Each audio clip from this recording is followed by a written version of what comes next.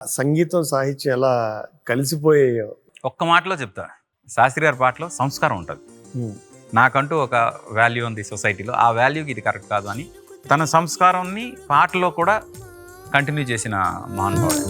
ఎవరి కనుల చిలిపి కలవు నువ్వమ్మా, నిండారు రాజు నిద్రించు నిద్ర ఒకటే, అండనే బంటు నిద్ర దీవెన ఒకటి. బంటు నిద్ర నది ఒకటే, వెన్నెల దీపం కొందరిదా, అడవిని సైతం వెలుగు కదా.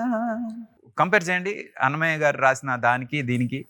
ఈయన అన్నమయ్య కన్నా ముందు పుట్టుంటే అన్నమయ్య కన్నా ఈయన పెద్ద లిరిక్ రైటర్ అనేవాళ్ళు. గగనాల దాకా అలసాగకుంటే మేఘాల రాగం ఇలా చేరుకోదా.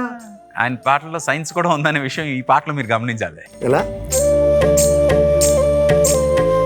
సో సైన్స్ పాఠాలు ఉన్నాయి, వ్యక్తిత్వ వికాస పాఠాలు ఉన్నాయి. నా ఉచ్ఛ్వాసం కవనం ప్రతి ఆదివారం ఉదయం 9:30 నిమిషాలకు